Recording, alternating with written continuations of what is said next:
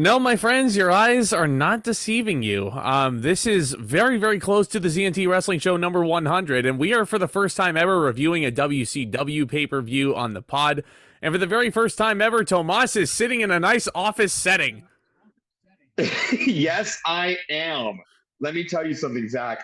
Since we started doing these reviews all the way back in springtime of 2020, back when WWE was stuck in the Performance Center doing pay-per-views, let me tell Mm-hmm. you what my setup was. I was sitting on my bed in my parents' house, sitting on my bed in my parents' house with my phone on a stack of books, leaning up against my shitty laptop that barely works, and I was giving myself a scoliosis in the process. And I Damn. was looking down, and I was looking terrible posture, terrible angle. And now here we are, almost 3 years later. I'm in my own place. I have a tripod. I have a lamp. I have a desk. I I feel like I feel complete now. Like Yeah. if We all got to anyone start on this show somewhere. has, And man, Tomas is if he's the man, yeah, dude. You know, I if don't. anyone, nah, man, you the man. If anyone on this pod has ever noticed me being grumpy or grouchy or kind of bad tone, maybe that's because I was just uncomfortable with my posture sitting this entire time. The lighting was shit. Everyone was telling me. I remember when I first started doing these podcasts and I told people to check them out. I remember my friends just told me like, "Your lighting is ass. Your light." It's like, yeah, I know. I don't have proper lighting. The lighting in my room was terrible. The lighting in my dining room wasn't any better. And I was just like, I need a backlight.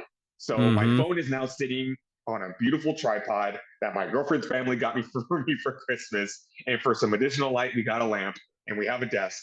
And it just feels so nice, let me tell you. Oh, and Like let I me, could talk for 5 hours now man, me instead of some too. reviews where I'm just like, now because there were some reviews where we'd be done with the review. I was like, okay, I need to get the fuck out of here before I back brace. Yeah.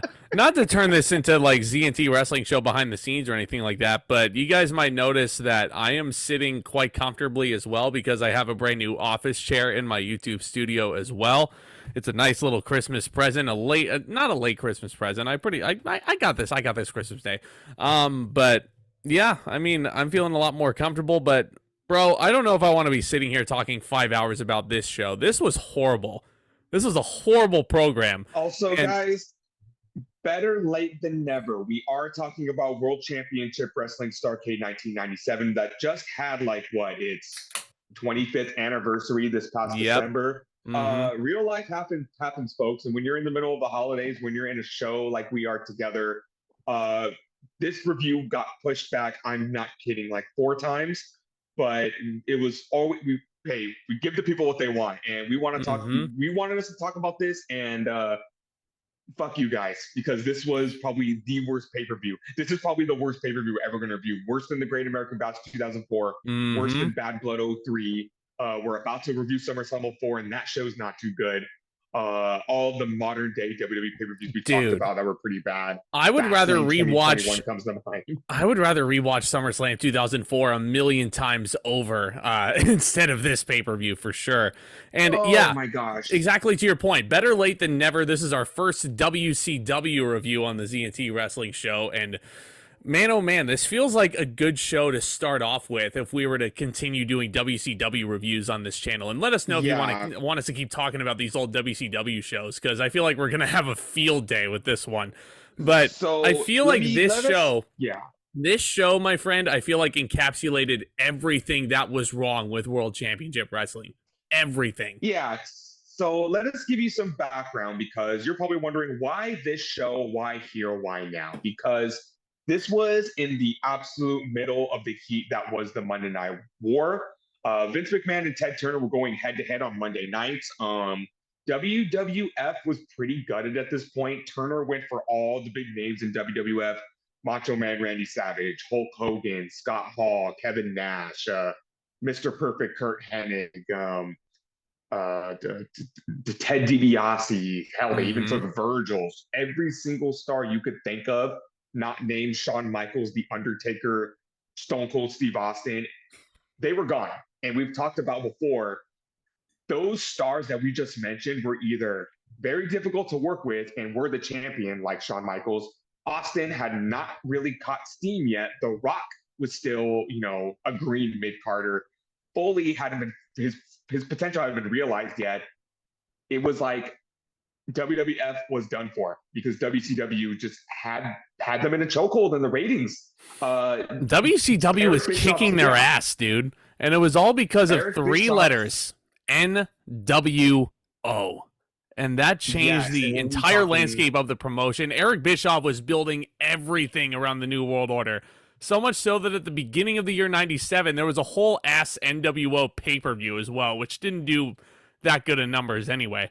But this is what it was all building up to. This is what everything was building up to. Podcast. Bischoff has a podcast called 88 Weeks. It's called 88 Weeks because that's how many weeks in a row WCW Nitro beat Monday Night Raw in the ratings. And, you talk about the New World Order and just how WCW was just changing the game of professional wrestling when it came to its storylines, when it came to its big names, when it came to the Cruiserweight division. You compare the two products, and why wouldn't you be watching WCW? Why wouldn't you be watching Hogan and Hall and Nash and Goldberg and Savage and Sting and all these big names? And look who WWF had. Duke the Dumpster Drawser, Adam Bomb, the Godwins, Mabel, the Headbangers, and there's two reasons why we're looking at this pay-per-view. It's because the main event is infamous, and we'll be getting to that later. We don't want to bury the lead. Very much so. And this is a perfect segue to the last anniversary show we did, and that was Survivor Series 1997, where one Bret Hart made his exit to the company. This was Bret Hart's big debut in WCW. This is kind of the aftermath of the Montreal Screwjob. Mm-hmm. And this main event is mainly the reason why we're and also there's another reason too. This was the downfall of WCW. After this show, they never recovered.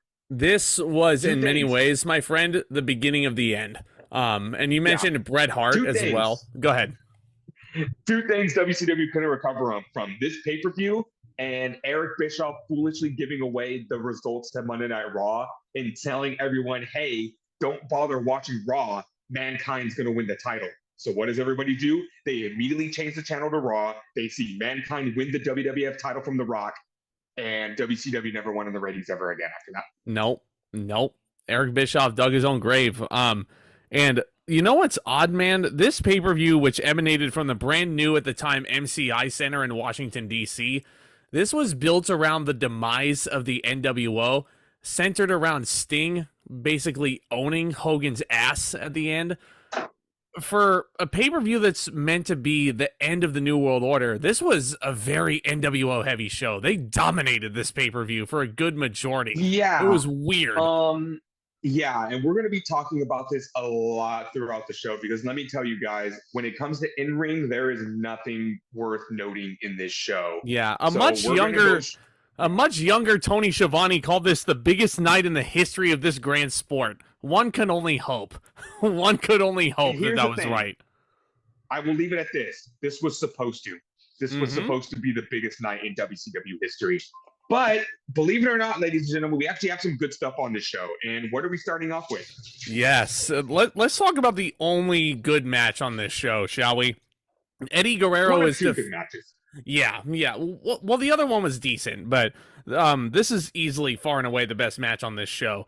It's Eddie Guerrero defending the Cruiserweight Championship against the man of 1,000 holds, the Iceman, Dean Malenko. I've been waiting a long time to talk about Dean Malenko and the rest, how good this man was, is just, it can't be explained how underappreciated Dean Malenko actually was as a worker, especially in the mid-90s in WCW. That guy dominated the division. He was having bangers with guys like Rey Mysterio. He was really putting on clinics with Eddie Guerrero and ECW before he even jumped ship. Here these two are again, and we all know we've been praising Eddie Guerrero for a couple of years now. I miss the man every day, but it's so weird looking back at these shows and seeing how much these crowds hated Eddie Guerrero. They were making fun of his mullet. Eddie Guerrero was jaw-jacking with the people in the front row.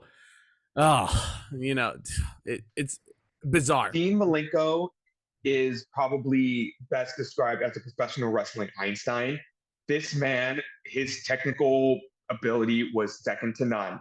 And you talk about why WCW dominated the ratings in this time period. This was one of the big reasons. It was the cruiserweight division. WCW was the company that revolutionized cruiserweight wrestling. It was guys like Eddie Guerrero and Dean Malenko and Chris Benoit and Rey Mysterio and Jushin Thunder Liger and all of these other Chris Jericho. talent brought in. Yeah, Chris Jericho, talent brought in from Japan, Psychosis, Juventud Guerrera. And it was just this unique brand of wrestling that this side of the world has never seen before. We're talking about the flying Hurricane Ranas, the head scissors, the moonsaults, the diving outside the ring. It was super exciting stuff, and it really dominated. Like, I know WWF had the light heavyweight title division, but that didn't hold a candle to what WCW was doing. Not even close. And with how many stars... With how many stars WCW had in their cruiserweight division, also by comparison to what the WWF had, like, nowhere even close. This cruiserweight division was awesome. WWF was plucking talent from Japan that nobody had ever heard of before. And basically, the light heavyweight title was all style and no substance. And to boot, the matches weren't nearly as good. We praised the cruiserweight division in the WWE, especially during the Ruthless Aggression era. Nothing beats the cruiserweight days in WCW. And this was the best match on the show. Far and Eddie Guerrero away. And Dean Malenko just clicked so well. Like the smoothest bread on the freshest piece of butter. Wow, I said that wrong. I just woke up from You want to try that again? Yes, the smoothest butter on the freshest piece of bread. I feel like this match felt like. And I don't think it was Eddie Guerrero's. Time out. I don't think bread is that smooth. Fuck you, dude. I think the best part of this match when it came to their chemistry, it was Eddie Guerrero's ability not just to be a great technical wrestler and his high-flying ability, and Dean Malenko, again, his technical prowess was second to none. And these guys just clicked so well. They told a really great story as well. Yeah, like, if you like headlocks and headlock takeovers and arm drags and beautiful sequences, Eddie Guerrero, we talked about this in another review with Rey Mysterio and Chavo Guerrero. I feel like the same goes here. Dean Malenko's whole game was trying to ground Eddie Guerrero, but Eddie Guerrero can play the ground game just as well as Dean Malenko. And you can tell these guys are the best of friends outside of the ring, because I feel like when you're such close friends outside the ring is when you click the best in the ring. I wonder how much of this match was improvised. Like, truly. Like, I feel like Eddie and Dean are another combination where it feels like any given night, those two could have gone into the ring and say, okay, you blank? Yeah, I'm blank. Are you blank? And then they check in with each other, and then they just wrestle a 15-minute clinic like this one. Eddie was working over Dean's knee a lot in this thing. The whole story was Eddie was trying to fight out of the Texas Cloverleaf, which is Dean's patented finishing maneuver. Dean does not really lock in the Cloverleaf all that snugly. Eddie does end up hitting one frog splash and pinning him to retain the title. 15-minute match, good opening contest. Can't really complain with this too much. I feel like I do enjoy a lot of their other matches over this one, unfortunately, but it's still a solid 4. It's really, really good. Yeah, I give it 4.25 stars because this was easily the best match on the show. And I really wish I could have just watched these guys wrestle for 3 hours instead of all the other crap. Could you imagine? Could you imagine if we got this thing for 3 hours? I feel like I prefer their match in ECW where it made both those guys famous, that 2 out of 3 falls match that I'm sure is on Eddie Guerrero's DVD somewhere. That match is way better than this one, in my opinion, but this one is still rock solid. Showed you why the Cruiserweight division was so awesome back in the day. Yeah. Eddie was on a roll in 1997. He was just coming off of the Halloween Havoc clinic that he had with Rey Mysterio, which I believe won the Wrestling Observer Match of the Year in 1997, if I'm not mistaken. But I'll make a bold statement. People don't talk enough about their World War III match. Eddie and Dean, right? Good. Or Eddie and Ray? Eddie Mysterio. Real? I didn't even realize they wrestled in World War III. Okay. They did. Hmm. Nobody talks about the match enough. It's not as iconic as their Halloween Havoc match, but in my opinion, it's just as good. It's a nice hidden gem right there. It really is. Correct me if I'm wrong. I want to say 2 years after this was when Eddie Guerrero, Dean Malenko, and Benoit split off from the company because they didn't feel like they were getting booked correctly, along with Jericho, and they would invade the WWF as the Radicals. And that was one of the coolest angles I remember seeing.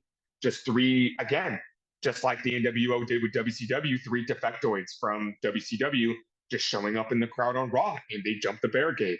And it was probably the, along with Jericho, the best four recruits they could have got from WCW at that point. It sucks that Malenko didn't get used to his full potential.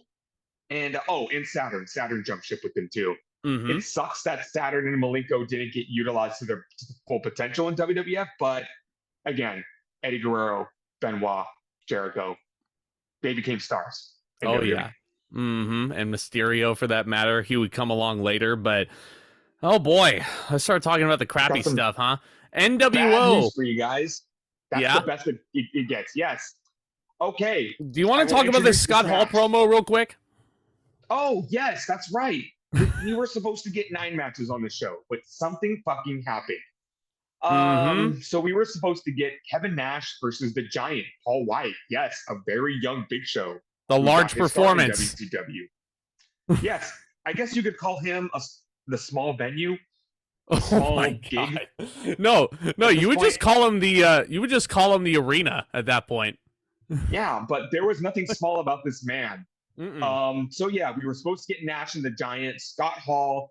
I want you to imagine if, I don't know, Baron Corbin, second match in WrestleMania, made his way down to the ring and cut the longest, most drawn out, most boring promo in your life. Well, to be fair, to be completely fair, Scott Hall, may the man rest in peace, was much more charismatic than Baron Corbin ever will be. At least in my mind. Yes, but here's my thing. When you're watching the biggest show of the year, and you tell me if you experienced it, when I'm watching WrestleMania and the first match is over, you're antsy for the next match to start because you're in full gear. You're kicked into full gear. You want to see more action. But I loved this segment that Hall did on Nitro every week. It was great there, but it's Starrcade, and I want to see some fucking wrestling. Yeah. So Hall makes his way to the ring. And he does his thing he does every Monday on Nitro.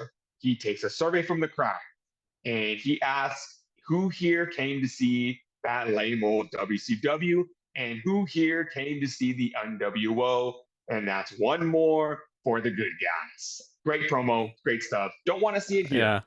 But Hall goes on to say, for some reason, Nash is not here. Heavy air quotes there. Listen. Yeah. So Eric Bischoff, as the head booker, tried to compensate for this as best he could, because Kevin Nash versus the Giant was heavily advertised for this pay-per-view. It was one of the marquee matches, as a matter of fact. But the reason why this match didn't happen is because this was supposed to be, again, a huge downfall for the New World Order, and Nash was apparently supposed to take a clean pin to the Giant. And Nash was... Listen...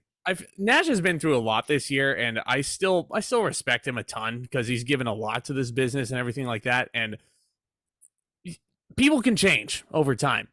The Kevin Nash of 1997 was kind of a prima donna, though. He not willing to take a clean pin to put the Giant over. The Giant isn't really the best worker, really, necessarily. And I love the Big Show, but what was so wrong with Kevin Nash taking a pin here? Like, absolutely nothing. This is what happens, my friend. When you give the biggest stars of your company creative control in their contracts so they can pull out of shit like this whenever they feel like. Because that's a big hint for later, by the way. They had creative control in their contracts, and that's a terrible idea. Because let me give you another example. What's a big... Imagine it's WrestleMania 25. Imagine you are advertised Shawn Michaels versus The Undertaker as your pre-main event for the show. And then all of a sudden, Shawn Michaels goes, nope, I'm not doing the pin for Taker. And they flat out just cancel the match in the middle of the show. I get it. I'm not sitting over here crying because I didn't get to see Nash versus the Giant. But if you are a heavily advertised match for the biggest show of the year, and then you just don't do it, not even a replacement match, you couldn't do anything. Yeah. And I'm sure, like, no. People can like different things in their wrestling, and that's totally fine. But I'm sure there were at least a couple of people in that arena in Washington, D.C. in December of 1997 who wanted to see Kevin Nash wrestle, who wanted to see Paul White wrestle. And the fact that they didn't get it, again, this is something that was wrong with WCW in a nutshell. So, kayfabe is very alive and well in 1997. And there are people who paid their hard-earned money on a ticket to see the Giant kick Kevin Nash's ass. And imagine if that was one of the matches they were looking forward to. You just totally disrespected them by doing that. Yeah, so absolutely. What happened instead? The Giant comes out. He jaw jacks a little with Hall. He power bombs Hall. And that's the end of that. Did he give him a choke slam? That well. I don't remember if he gave him a choke slam or not. Oh, he did. He jackknifed him. Yeah, he stole Kevin Nash's jackknife. That part I actually did enjoy. I like the Giant stole the finisher, but I mean. But here's the thing: you make the Giant look like a fucking dork because Hall didn't even sell it. Because this is not the last time we're going to see Hall tonight. So you make the Giant look like a dork by not selling his finisher, and backstage you totally disrespect him by telling him you're not going to take the fall to him. Mm-hmm. Great booking, WCW. Great booking. Oh, yeah. Speaking of great booking. This made me so mad. This made me so mad. The NWO. No, we're not talking about the big famous members like Hall, Nash, and Hogan. We are talking about, so this show might as well be called Subject to Change, Card Subject to Change, because it's supposed to be the Steiner brothers, Rick and Scott, with Big Bubba Ray Traylor, also known as the Big Boss Man. And it's supposed to be versus Scott Norton, Vincent, and Conan. But they make their way to the ring, and the announcers straight up say, Conan's not here. Yeah, so Conan actually, Conan has a legitimate reason for missing the card. It wasn't because he refused to take a pin to the Steiner brothers, who were incredibly over at this point. Potentially the big dogs to take down the Outsiders for the tag belts, which again are curiously not being defended on this card. Conan actually missed this show because his wife gave birth earlier than expected. So Conan was basically, fulfilling a family really emergency cool. there. Yeah, that WCW let him go do that. But here's the thing. Hall and Nash are the tag champs. Instead of doing Giant and Nash, if there's so much drama backstage, Outsiders versus the Steiners for the tag titles, that would sell. But I think the Outsiders refused to put the Steiners over also. Fucking hell. And so you get this shitty six-man tag. And I know what you guys are thinking, who the fuck is Scott Norton? Who the fuck is Vincent? Vincent is Virgil. Yep. Yes. Everybody's favorite wrestler, Virgil. So I will say, we did get an upgrade from Conan. We got the Macho Man Randy Savage, who was also a part of NWO at this point. I want to say some nice things before I get into the shit. Savage was heel at this point, and he is just absolutely playing. He's hamming this up so much because he's Macho Man Randy Savage, and he's one of the greatest wrestlers of all time.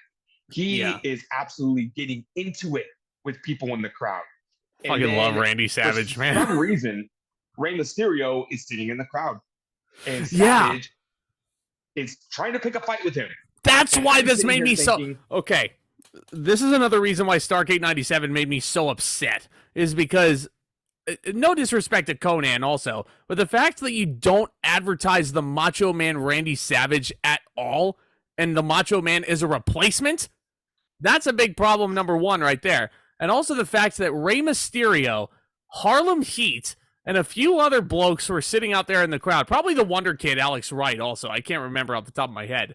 But the fact that all these talented workers are out there, when you have fucking Vincent, Scott Norton, Larry Zbyszko, Eric Bischoff having matches at Starrcade, and these fucking geeks are sitting out there in the audience. That's another big problem. That's a huge problem. Here's my thing. You have all this talent in WCW, and I'm sitting here just thinking I would have loved to have seen Savage and Mysterio work a match. Me too. Awesome. Me too. I mean, Savage probably, like, may the man rest in peace. I love him, but he probably would have refused to put Mysterio over. Still could have been a really good match. It still would have sold a Nitro. Like, it's not that hard. The Steiners are over like Rover. A young Scott, he is in the prime of his career. And that was probably the best part of this match was Scott Steiner. I miss the Scott Steiner. I know he's kind of, I feel like he's kind of memed himself into relevancy back, these past few years. I still think he's a piece of shit. But this was probably the best era of Scott Steiner I've ever seen in my life. And him and Rick are firing on all cylinders. If you want to know why the top rope Hurricane Rana is called a Frankensteiner, it's because of Scott Steiner, believe it or not. He was throwing these things like it was nobody's business back in the day. Revolutionized that maneuver before he went to WWE and fucked it up. But this was not a good match. It really was not. Really? And Ray Traylor. A match with Scott Norton, Vincent, and Big Bubba Ray Traylor isn't good? Listen, Ray Traylor, I guess, was supposed to be another big part of the story of this match because he was a recent defection from the NWO. Felt like a massive afterthought once Randy Savage was introduced into the picture here. I mean, it's not very eventful. Savage ends up pinning Scott Steiner with the massive elbow drop. I will say, I did like a little piece of psychology I noticed in this match where the Steiners were really focusing all their offense on Vincent because they realized we could pin this fucking geek whenever we want. So let's just hit him with a couple of big moves and this match is going to be over. So I feel like Savage and Norton were really just playing defense to keep Vincent from getting pinned because if one thing I'll give Vincent, he was taking some big bumps in this match. I think he took a Doomsday device. He took the Steiner Bulldog off the top rope. He was taking all of this, but yeah, this crowd loves the Steiners too. The NWO didn't need to go over in this match. No, again, and that's another big problem here, right? So if the whole story of Starrcade 97 is supposed to be revolving around the NWO losing at every single turn, which never really happened, then what's so wrong with Vincent and Scott Norton taking a pin in this? Like, what's so wrong with that? No, you don't even need to pin Savage, dude. Like, you have the Steiner brothers, who the crowd absolutely adored back then, and they're, like, doing the dogface gremlin chants and everything like that for Rick. The Steiners should have pinned somebody if they weren't going to win the tag titles. You know what made the crowd pop even bigger at the biggest show of the year? What? Steiners won the tag team titles. Thank you. Man, I wish this was very, very, very bad. Also, my jaw dropped and my eyes bolted out of my head, and I started making old school car sounds like a ooga ooga when Miss Elizabeth came out. Yeah, seeing Savage and Elizabeth just kind of really just.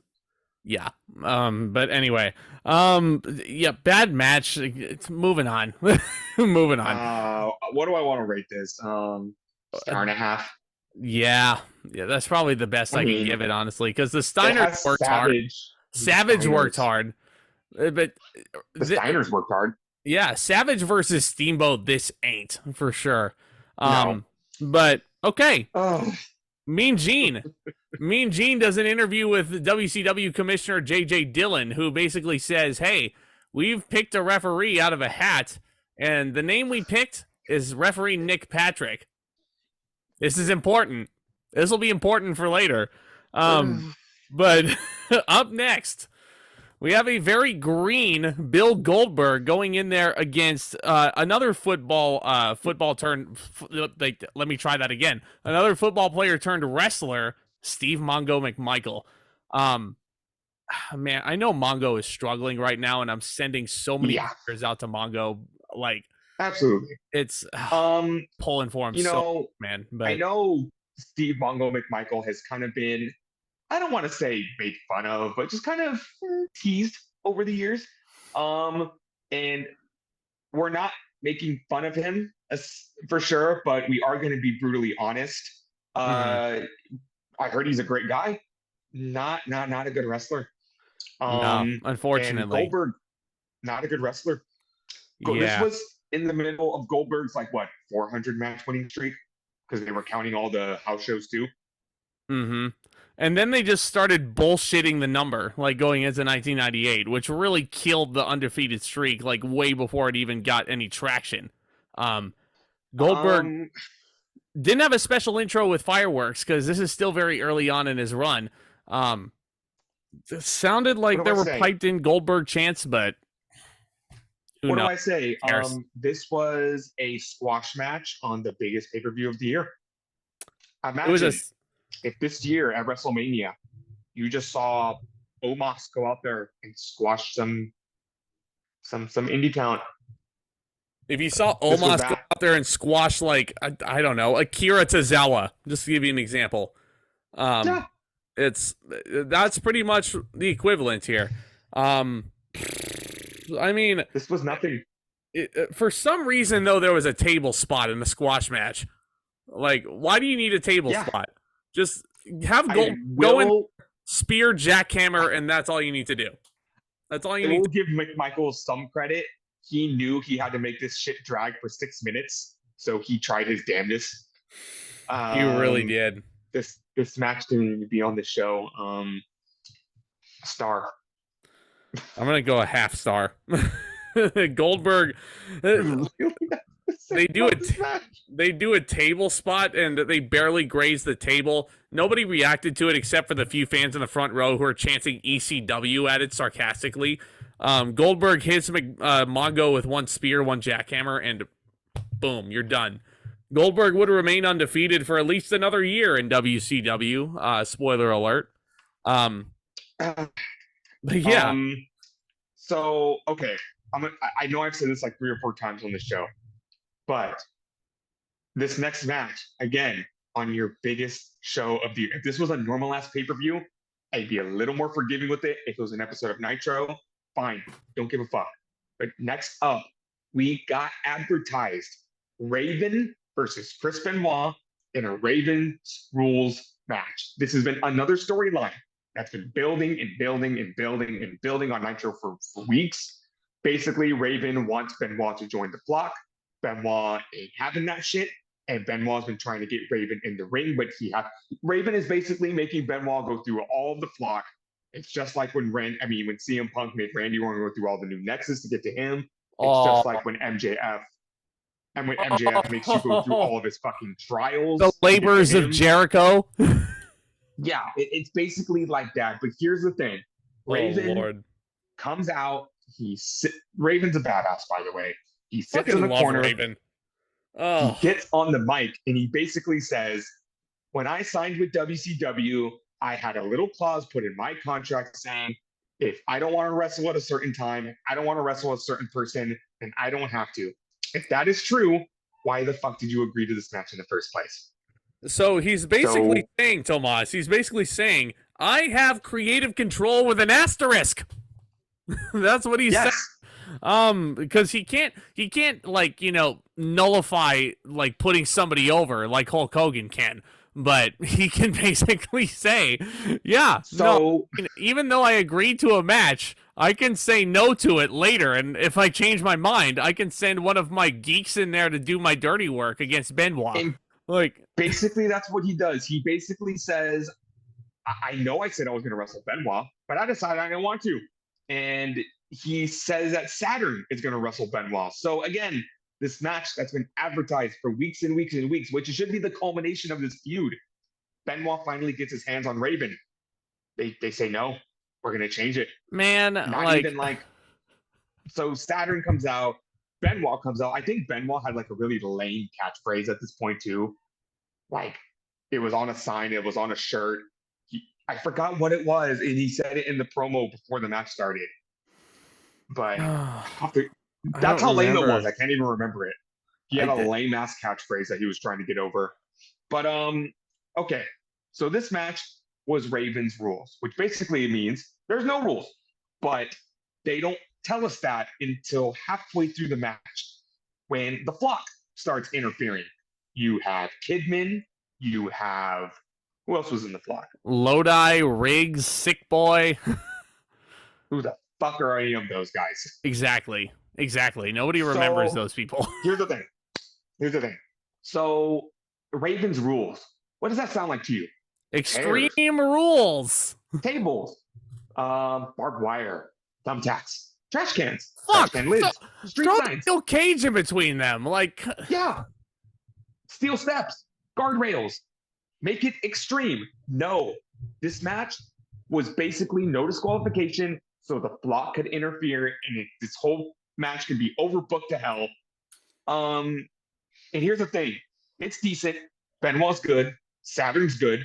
It was decent, but there was nothing Raven's rules about this match. Not at all. The flock just all interfered, and they helped Saturn win.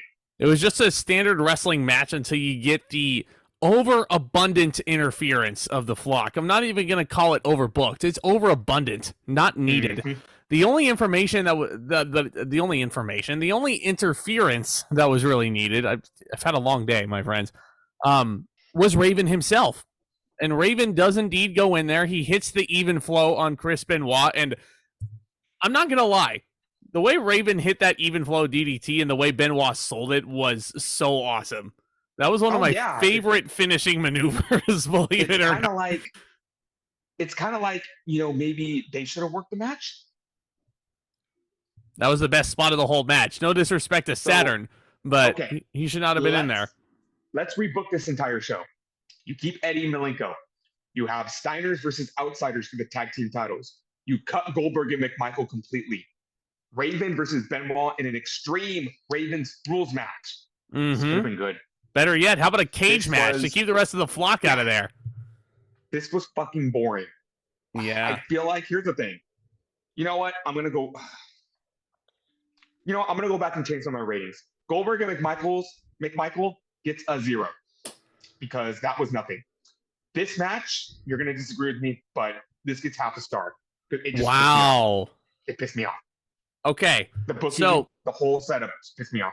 I get what you're saying, man, but I feel like as wrestlers, Benoit and Saturn, I feel like we're too good together for me to not give it at most a 2. I think they worked hard given the circumstances.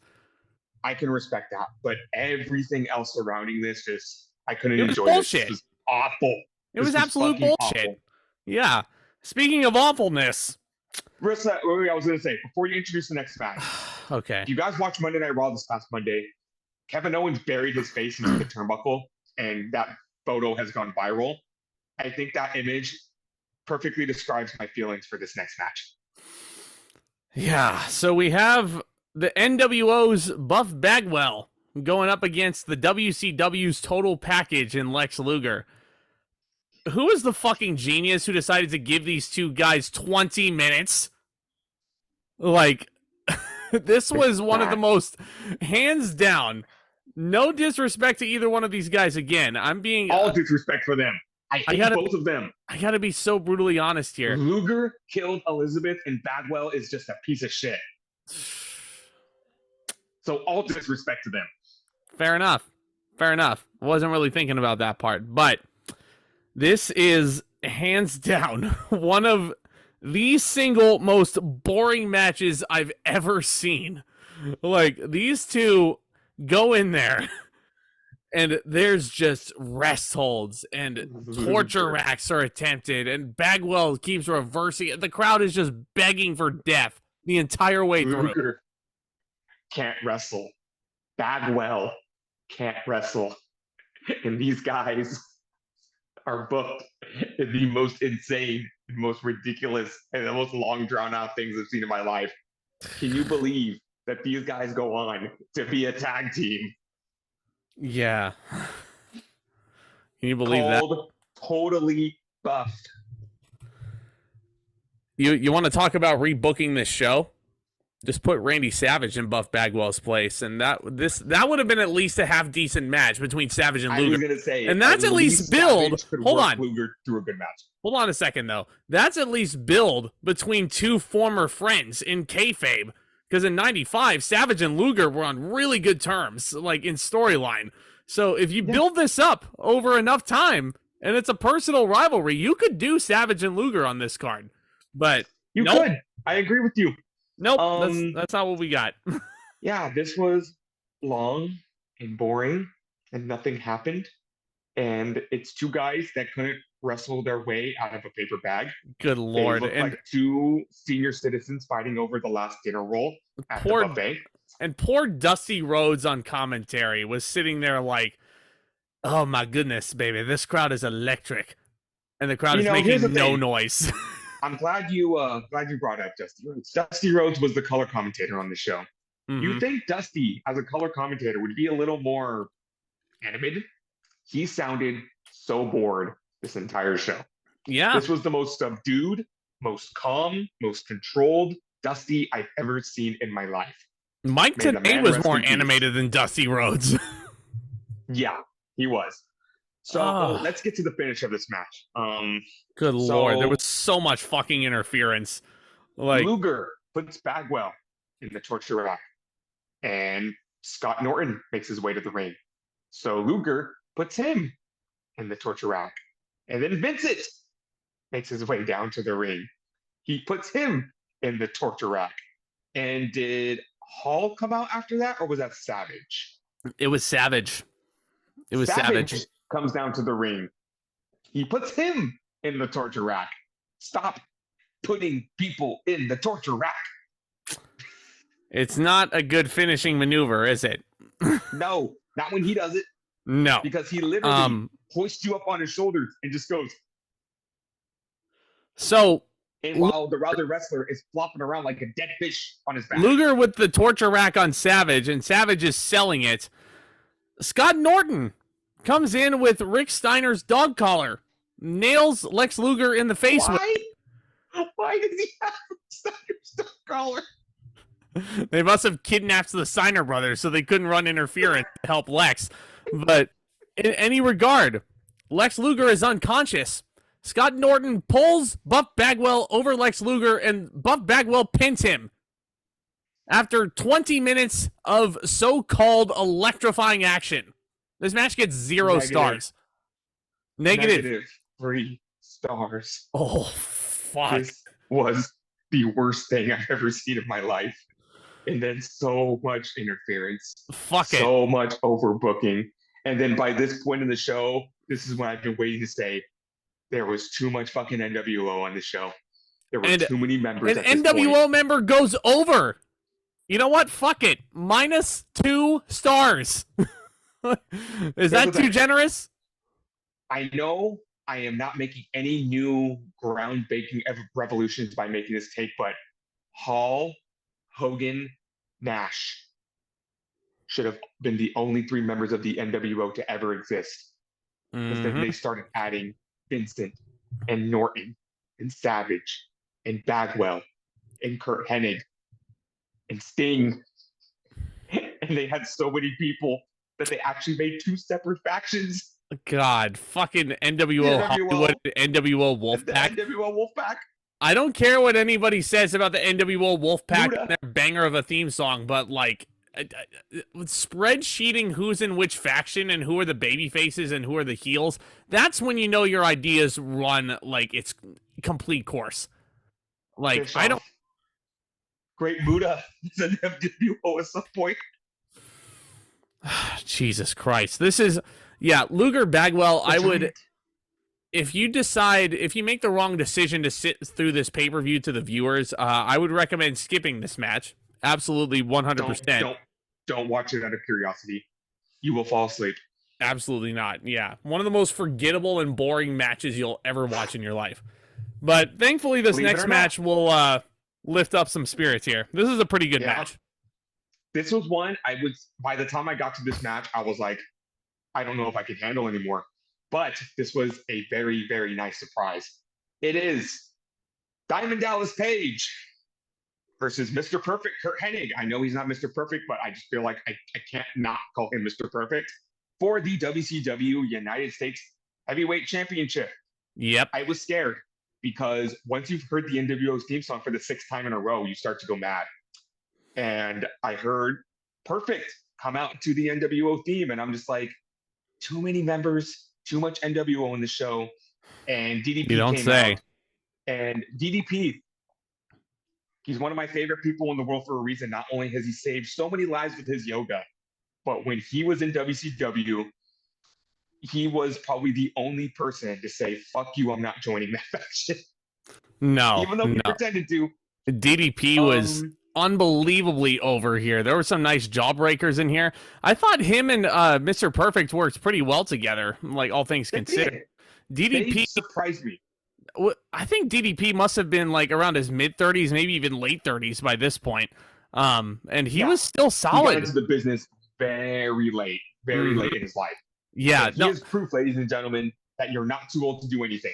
Because if he can enter the wrestling business in his mid-30s and go on to have the legacy he did, anything's possible. Yeah. And Hennig as the workhorse, I think, did wonders, but DDP certainly held his own in this thing. It was a really good upper mid-card style match for a big title. And must I mention, before I forget, that WCW US Championship, I shit you not, I don't care that it kind of looks like the WWF's best Intercontinental Championship, but it's a good design, man. I dig it. I really enjoyed that US title. Oh, yeah. But Hennig, I don't think Hennig even went for a perfect plex at this point. There was some nice near falls with the inside cradle. DDP hits the Diamond Cutter out of nowhere, and he hits that so smoothly. Yeah, so and nicely. Hennig sold it. I could so watch him great. do it all day. Yeah. DDP. Near the end of this match. Yeah, near the end of this match, I was saying, like, let me guess. The NWO is going to run in, and they're going to give Hennig the title, and he's going to hit DDP with it, and then DDP is going to kick out, and then the Steiners are going to come out, and I thought, this huge schmoz was going to happen. No, clean as a whistle. DDP pins Hennig and wins the United States title. Yeah, pinned Curt Hennig. Absolutely no ifs, ands, or but about it. 100% clean in the middle of the ring, which was a very welcome surprise. This was the feel-good moment of the show. DDP winning the title. This gets 3.5 stars. This was such a nice, refreshing surprise. I'm gonna go 3. I thought it was solid. I don't think it's nearly good enough to hit 3.5, but I think Hennig was a good workhorse, and DDP again certainly held his own, held his end of the bargain. They should have gotten at least 5 more minutes. Yeah, they only got 11 minutes. If only there were 5 of those minutes. If only there were other matches that didn't go 20 minutes on this show, so these guys could get more time. But just saying, that's an idea. Give Lex Luger and Buff Bagwell that much time. So it's time for your semi-main event.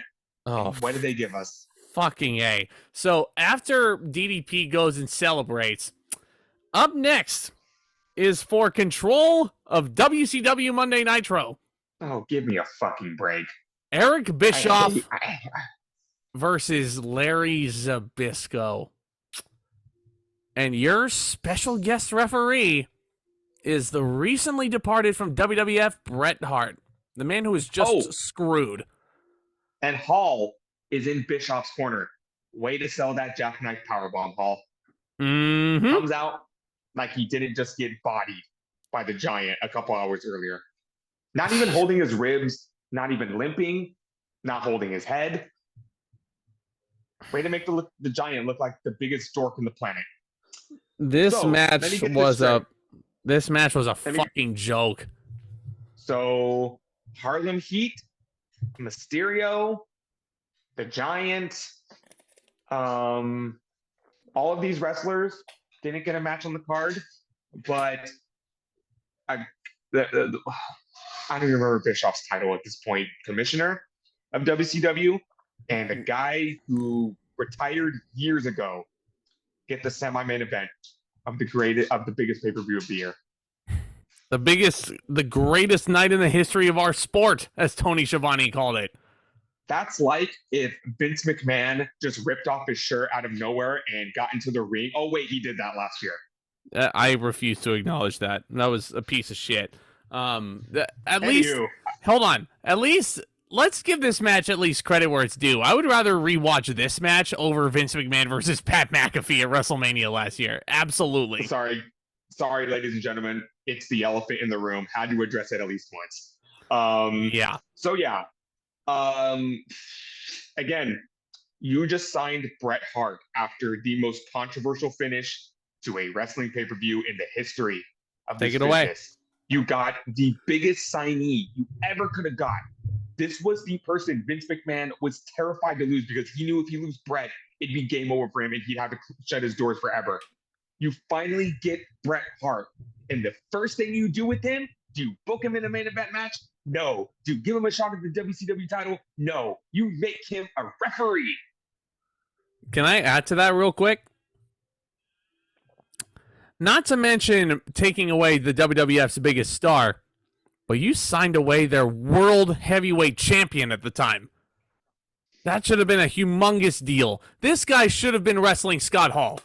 If I'm rebooking this, like Scott Hall could have put Bret Hart over easily. No question about it. And these two had good matches before in the WWF. Like,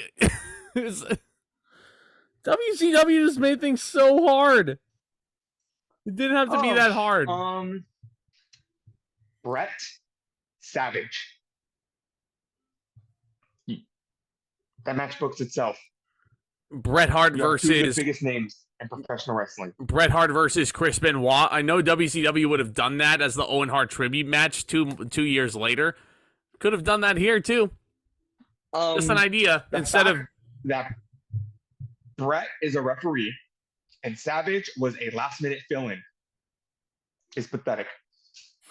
Absolutely pathetic booking for sure. But so the reason why I said give me a fucking break when you introduced this match is that I hate these kinds of stipulations. Winner gets control of the company.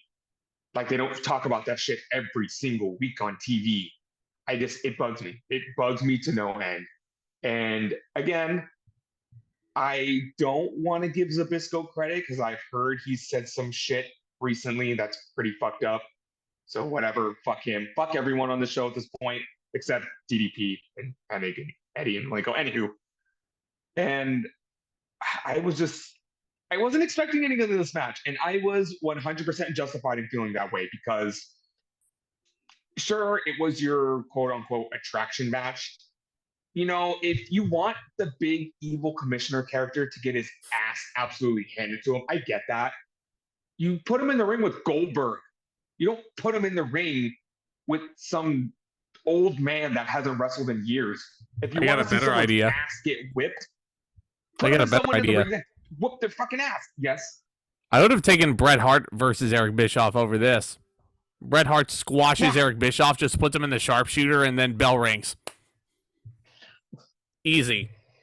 It's my God, my brain just it turned to mush at this point. So this is what we got instead. We got Zbyszko just absolutely owning Bischoff, and Bret is playing heel for some reason because he's not following the rules of being a referee, and the commentators are calling him out for it. You know, every time Zbyszko does something just totally accidentally, or he pushed Bischoff to get up against the ropes, or he's hitting him with clotheslines, Bret immediately gets Zbyszko off him. But then Bischoff is kicking the shit out of Zbyszko in the corner, in the ropes, and Bret's not doing anything about it. He's just letting it happen. And then later on, this really makes me question what Bret Hart's motivation was supposed to be in this match. So, after all of that, for reasons, punches Eric Bischoff in the face. Scott Hall, who is at ringside, comes in out of sheer objection. Bret Hart actually does hit all of his big moves to a big pop from the crowd and locks in the sharpshooter on Scott Hall, who starts tapping out. And then what happens? Yeah, that biggest ovation of the night when Bret locked on that sharpshooter, by the way. Larry Zbyszko chokes Eric Bischoff with his belt. And then out of nowhere, Bret Hart just calls for the bell and awards the match to Larry Zbyszko. There was no pin. There was no submission. Eric Bischoff didn't say I quit. There was no disqualification. He was not counted out. The match just ended. Where do I begin? So let me get this sentiment out of the way right now. Think of some of your favorite finishes to matches in the history of wrestling. Think about Hogan pinning Andre. Think about Austin pinning The Rock. Think about Austin pinning Michaels. Think about Taker pinning Michaels. Think about Cena pinning JBL. You think about all those, and what was your favorite part of that? The 1, the 2, the 3, everyone explodes. You get that feel-good moment. It's just that pop of the finish. And you didn't even get that satisfaction here because Zbyszko just chokes Bischoff. You couldn't do anything to him. DDT him, punch him. Hell, Bischoff could take a pile driver, drive him, anything. No, a choke, that's not even, the more I think about it, my head is going to explode. Not even a 3 count. Not even a 3 count either. WCW would so hard. WCW would eventually WCW would eventually get a 3 count 3 years after this, but I mean, it's like wrestling is really not that difficult in the long run. More like wrestling morals, number 1, don't sell your company to an evil country. Don't don't screw your top world champion on his way out the door. Don't betray him. And also have a clear finish to a match. Those are my 3 rules of thumb. Fine, whatever. Zbyszko gets control of WCW. Yay, big fucking whoop. Negative star. This was fucking awful. I'm giving it a -2. Fucking terrible. The only reason why this is better than Luger versus Bagwell is the crowd was at least into it. And I enjoyed seeing Bret Hart actually get some action in on Scott Hall, even though it wasn't an official match, because I'm sure it was written into his contract that he had like a 90-day no-compete clause or whatever it was. But I don't know if that existed back in 1997 if you left Vince's promotion. But yeah, not a good match. It was 12 minutes and way too long. It was horrible. But okay, this is all right. This is a main event that is 2 years in the making. Mm-hmm. This is the definition of slow build, slow burn. This was supposed to be the biggest main event in WCW history. That's what Michael Buffer called it. They took one of their top stars and purposely made him sit on the sidelines for over 2 years to build this character and to build this new gimmick just so we could have this big moment. And I will tell you up front, the build, the storytelling, the psychology, all of the components were there. This should have been the biggest main event of all time. It had that feel. They got the special entrances. They got the Michael Buffer ring announcement. Everything was there. It is Sting versus Hollywood Hulk Hogan for the WCW. Excuse me. No problem. Bless you. Thank you. For the WCW Heavyweight Championship. And again, credit where credit is due. The setting was perfect. The atmosphere was perfect. You got this awesome entrance from Sting, where he got this vocal intro from like a little girl voiceover. The sounded so creepy and ominous. And what I'm talking about is when the NWO first made their debut and all of this turmoil was happening, Sting just quietly exited the back door, and he transformed himself into the Crow. He basically became WCW's Batman. Yeah, so just to provide some context, and I'm glad you brought that up. So the reason why the big kicker for the big symbol of Sting actually walking out on WCW was actually at Fall Brawl 1996, where the NWO introduced their iteration of a fake Sting, and then the real Sting comes out for WCW, and then runs wild for a bit, and then ends up leaving the cage for reasons, abandons his teammates. And he does turn into Crow Sting, which I'm sure he took a lot of influence from this movie right here, which is very good. It's a really fun action movie. And he's pretty much WCW's vigilante. He's the Batman. And he for months and months and months has just been sitting in the rafters overwatching WCW, waiting for his time to strike. And this was his time to strike. This was him. He was going to be the big hero of WCW. And he was going to win the championship, save everybody from the evil NWO. Again, it was all there. Hogan was the perfect heel. Sting was the big baby face. It was all there. The match itself, though, yeah. So here's my big problem. And it's not even necessarily the ending. It's how you got to that ending. There were points at the beginning of this match where Hogan was building up Sting as some sort of threat here. Sting had some early momentum for sure. But the majority of this match, which actually went 13 minutes, less than Luger Bagwell, mind you, biggest WCW match of all time. But Hogan was kicking Sting's ass, like all over the place. That would be like if you were going into, like, I don't know, if you were going into Avengers Endgame, right? Supremely built up over a year. And you get to that final fight scene, you know, you have the Avengers like collecting the stones through time and everything like that. And then they finally get to Thanos, and Thanos fucking just eviscerates every single one of them. And takes matters like, okay. Quote unquote, Sting has never looked better, Tony Schiavone. No, he does not here. Hogan was kicking his ass. And it builds up to this one moment where I feel like WCW died right there. So we're gonna tell you what happened, and then we're gonna go back and tell you what was supposed to happen.